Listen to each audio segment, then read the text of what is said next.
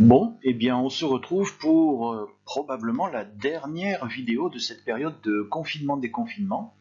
Et on reste sur le cours de troisième là du groupe Calle 13. Et il s'agit de la vidéo numéro 24. Si je ne me suis pas trompé, parce que ces derniers temps je me trompe beaucoup. Alors si vous voyez écrit 25 ou 23, vous ne vous étonnez pas, c'est que j'aurais pu corriger ce qui était écrit. Par contre, l'enregistrement, une fois que c'est parti, c'est parti. Je récupère mon pointeur laser et je vous rappelle qu'il s'agit du travail à faire à partir du jeudi 18 et c'est un travail dont vous aurez besoin pour votre retour en classe puisque nous utiliserons ce que vous avez fait là en classe. Et nous commençons par du français. Il s'agit de estudiar la letra de una canción, el estribillo. Donc il s'agit d'étudier, facile. Là, non, pas facile. Ça veut dire, dans ce cas-là, les paroles. La letra au singulier, ça veut dire les paroles d'une chanson.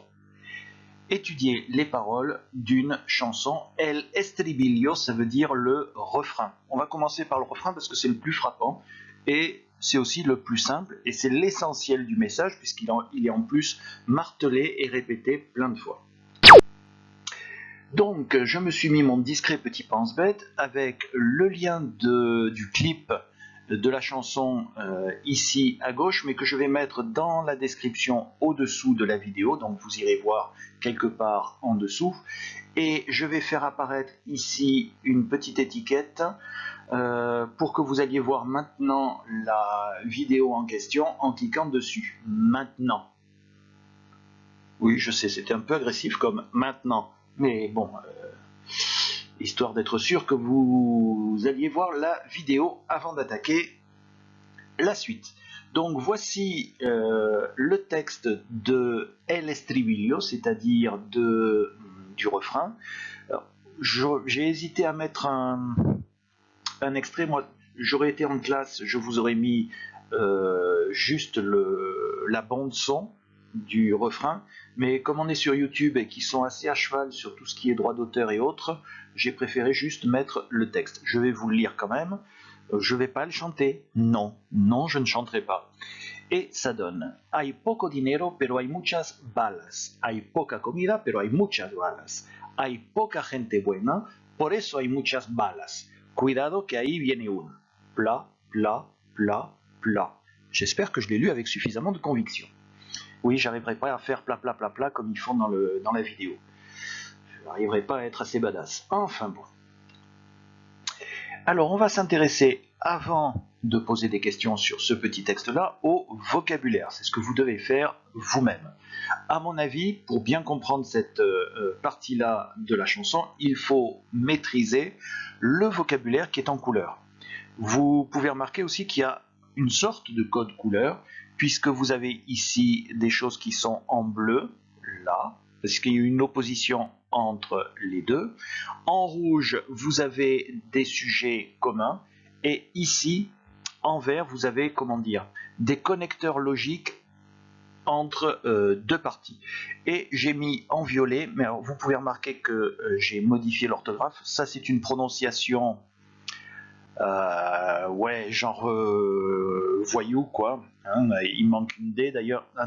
Il y a une apostrophe ici pour montrer que c'est pas une prononciation normale. Le mot écrit correctement, le voici: cuidado. Je l'utilise moi-même souvent pour vous dire attention. Hein, j'ai vendu la mèche. Donc ça, c'est le vocabulaire qu'il va falloir absolument maîtriser. Et pour ça, il va falloir aller chercher dans un dictionnaire ou, dans le pire des cas, dans Reverso Traduction, dans la partie dictionnaire. Vous pouvez faire aussi Google Traduction, mais j'aime bien Reverso parce que il vous propose plusieurs solutions, plusieurs exemples, et vous pouvez mieux choisir quelle est la traduction la plus correcte à votre avis.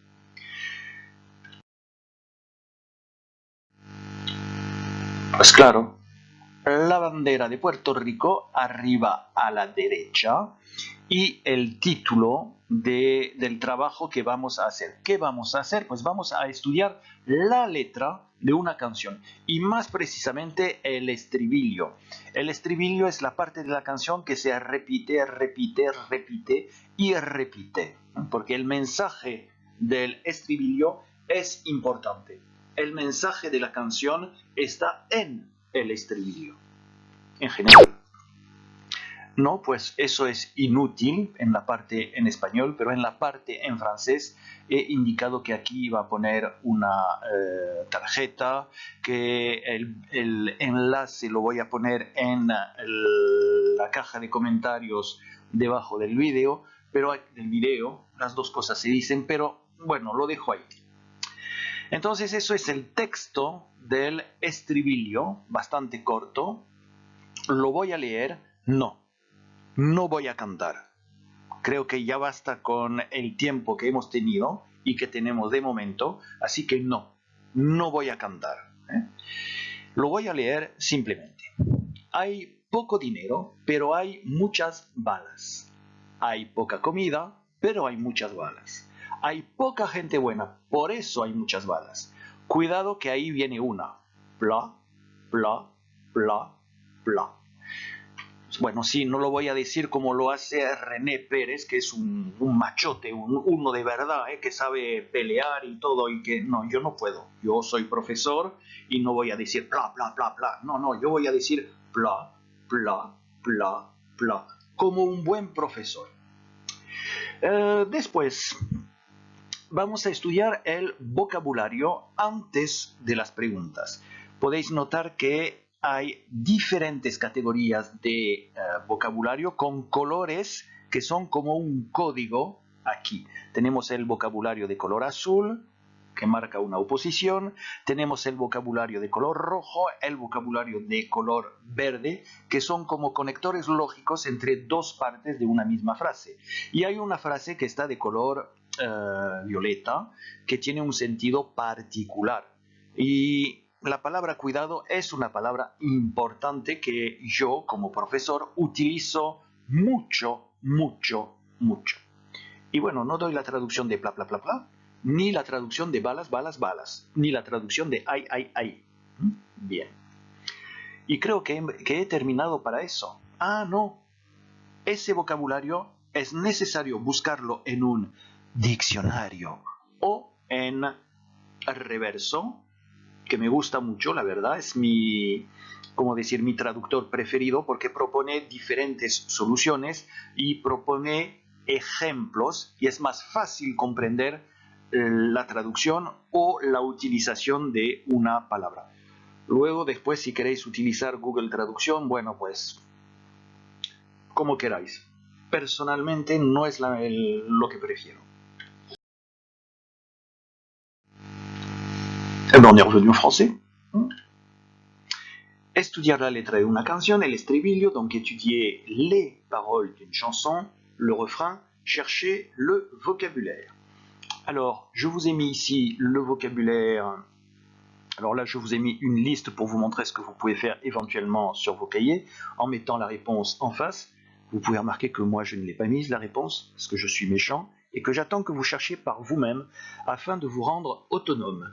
Et je vous ai mis en bleu le vocabulaire en question ici. Alors, quand il y a des mots qui se répètent plusieurs fois, je ne l'ai pas mis en bleu à chaque fois, je l'ai mis en bleu qu'une seule fois. Voilà, donc maintenant, c'est à vous de faire. Bon travail! Bon, je vais vous donner quand même quelques petits conseils. Alors, que ce soit, je vous donne pas la traduction, hein, on est bien d'accord, mais quelques petits conseils. Que ce soit poco, poca, donc vous remarquez que ça s'accorde en genre, en nombre, et muchas, c'est pareil, le fonctionnement est le même, il n'y a pas de préposition de après. C'est-à-dire que normalement, en français, vous êtes obligé de rajouter la préposition de. En espagnol, ça n'est pas nécessaire. Vous utilisez ce mot-là tout seul, sans la préposition de. Le mot dinero est toujours singulier. Beaucoup d'élèves ont la tentation de le mettre au pluriel. Non, c'est toujours singulier. De même que le mot gente en français est utilisé au pluriel, mais en espagnol il est toujours utilisé au singulier. Alors là par contre il va falloir vous méfier parce que non seulement il ne faut pas se tromper sur le mot lui-même, c'est-à-dire il ne faut pas mettre le mot lui-même, le nom commun lui-même au pluriel, mais il faut faire attention à tous les accords. C'est-à-dire les adjectifs sont au singulier, les verbes sont au singulier, et ça il faut y faire attention parce qu'il y a une deuxième possibilité de piège. Ici et là, je ne crois pas qu'il y ait de problème particulier. Là, je vous ai donné la traduction. Non, je suis allé regarder sur Reverso et j'ai rentré la totalité de ceci. Il y a des erreurs, donc ne le faites pas. Il vaut mieux rentrer simplement des mots et essayer de trouver chacun des mots et comprendre par vous-même. Et por eso, ils le traduisent avec donc. Oui, pourquoi pas? Mais à mon avis, la meilleure traduction, c'est celle-là. C'est pour ça que. On ne rajoute pas que après, on dit c'est pour ça que, por eso. Voilà. Ça m'énerve d'être gentil, j'aime pas ça. Alors. Entonces tenemos la bandera de Puerto Rico arriba a la derecha. Normalmente la bandera de Francia, la bandera francesa, está arriba a la izquierda, pero no está abajo a la izquierda ni abajo a la derecha. Y no está tampoco en el centro. Sí, es vocabulario, es una lección de vocabulario. Arriba, abajo, a la izquierda, a la derecha. Entonces vamos a estudiar la letra de una canción, más precisamente el estribillo, y vamos a buscar el vocabulario. En fin, vamos. Vosotros vais a buscar el vocabulario. Yo no voy a buscar el vocabulario porque soy el profesor de español y ya conozco el vocabulario. Entonces puede presentarse así 1, 2, 3, 4, 5, 6, 7, 8 palabras o expresiones que buscar y que aparecen aquí de color azul. Si una palabra aparece una vez, no repito el color. Así. Y vosotros tenéis que completar aquí por escrito en el cuaderno. Y yo no voy a dar la traducción, no voy a dar la solución. Bueno, en realidad voy a ayudar un poco. Cuidado aquí, después de poco, poca, muchos, muchas, no hay la preposición de. No, eso imposible en español. La palabra dinero siempre es una palabra singular. Muchos alumnos quieren utilizar un plural. No, no es posible el plural. Es una palabra singular. Y es exactamente idéntico con la gente, que es una palabra siempre singular. Cuidado, Cuidado, si no, pla, pla, pla, pla. Después, última expresión, bueno, he dado la traducción porque en reverso, pues dan como traducción donc y no me parece ser la mejor traducción. Es una traducción, bueno, correcta más o menos, pero no es la mejor traducción. Prefiero esta traducción.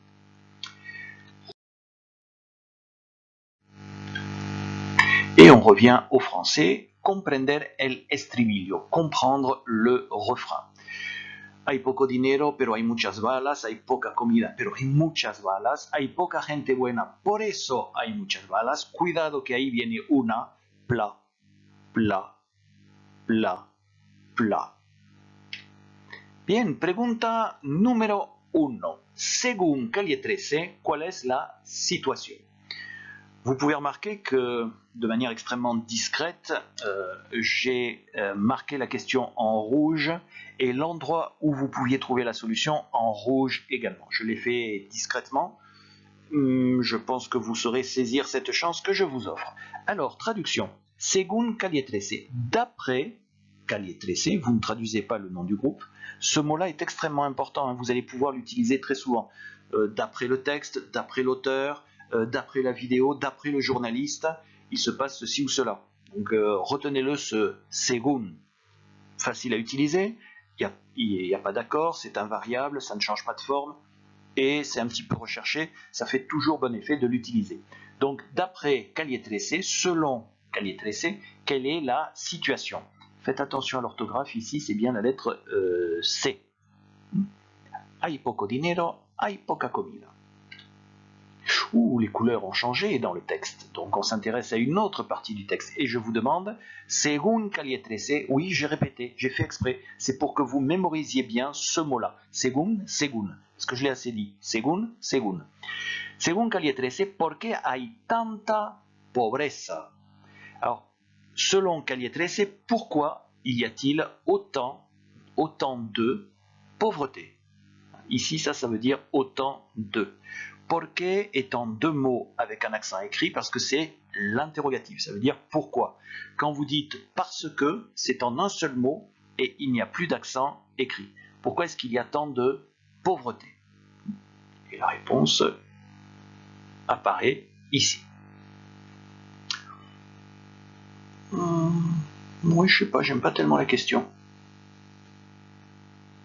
Moi, je verrai, peut-être la transformer.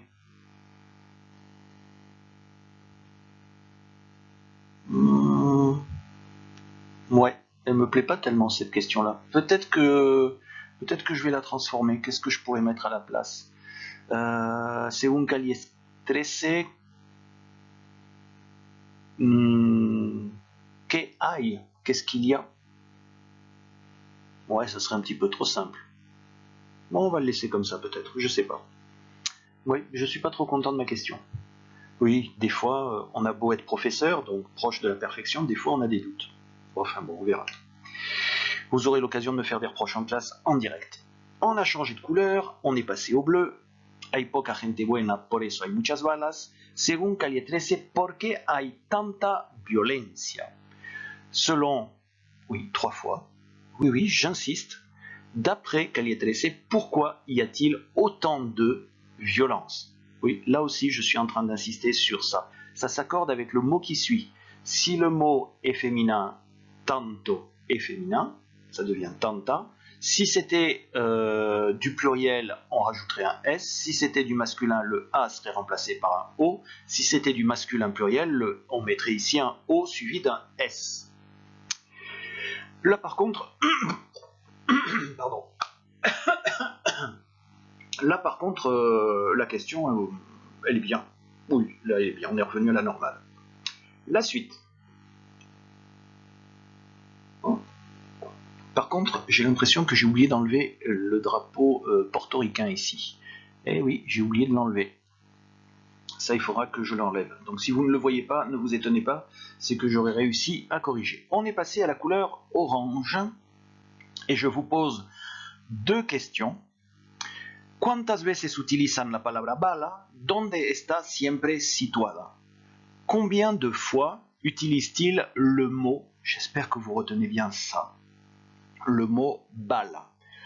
Où est-il, le mot, toujours situé? Alors, ne vous étonnez pas, hein, ça c'est un féminin, alors qu'en français on dit où est-il toujours situé, le mot. Et pourquoi est-ce que c'est féminin? Parce que le mot féminin, le mot espagnol est féminin. C'est le mot en français, la palabra en espagnol. Donc c'est logique que ici situada soit au féminin. Et une dernière question avec une couleur légèrement différente. Vous voyez que ici vous avez du blanc et là vous avez un fond qui est légèrement orangé. Pourquoi? Tout simplement parce que là il s'agit de... Oula, je suis en train de perdre ma voix. Là il s'agit d'analyse. Jusqu'ici en blanc, je vous demandais de la description. Là, c'est de l'analyse. Bon, il faut que je retrouve ma voix, moi. Bon, j'espère que ça ira mieux. Donc, attention, là, il peut y avoir des réponses variables selon les élèves. Alors, j'ai mis en dernier effect au point d'interrogation. Je n'ai pas eu la place de mettre une phrase plus complète. En réalité, les trois questions sont la même question. Je vous demande de justifier la situation du mot bala. Pourquoi est-ce que bala est situé comme ça? Pourquoi est-ce qu'il est utilisé tant de fois? Quel est l'effet que ça produit? Un effet qui ressemble un petit peu à ça en fait, si on réfléchit bien.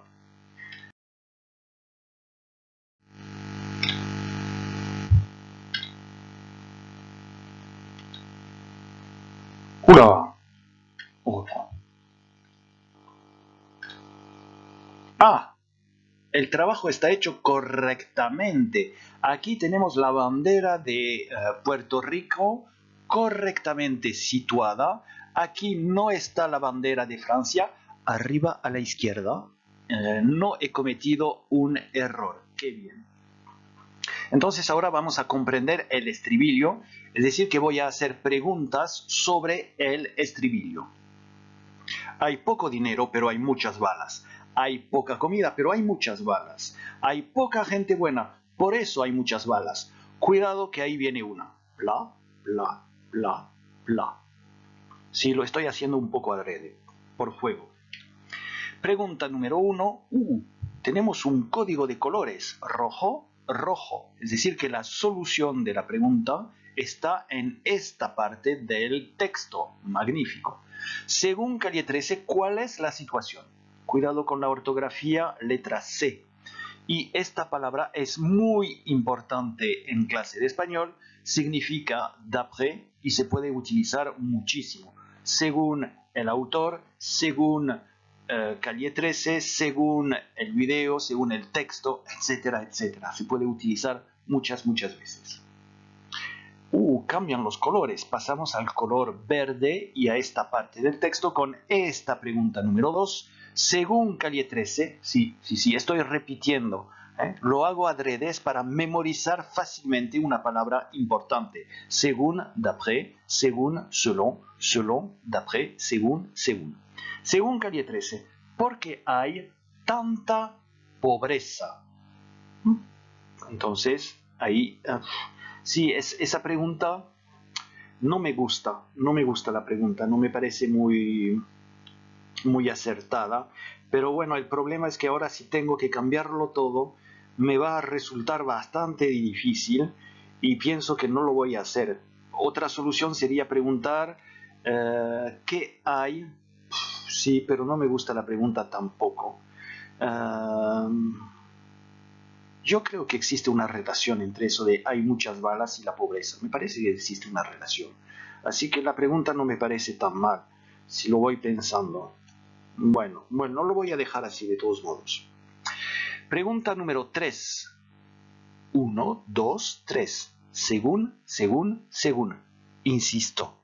Según significa d'après, selon. Según significa d'après, selon. Según significa d'après, selon. Sí, un tío algo pesado el profesor de español, pero bueno. Según Calle 13, ¿por qué hay tanta violencia? Entonces recomiendo también la utilización de tanta. Cuidado, femenino singular. Hay una relación entre las dos palabras aquí. Preguntas número 4. Preguntas. Hay dos preguntas. ¿Cuántas veces utilizan la palabra bala? Eso es femenino en español.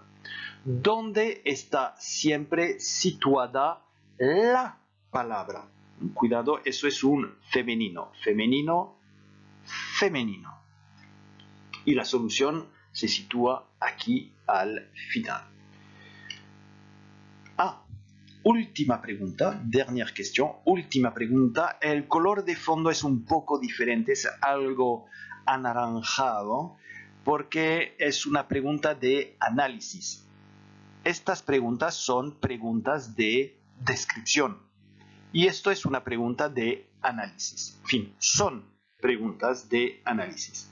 ¿Por qué utilizan tanto la palabra bala? Tanto aquí es neutro. Attention ici, tanto est neutre. En fait, il n'est pas lié au mot qui suit.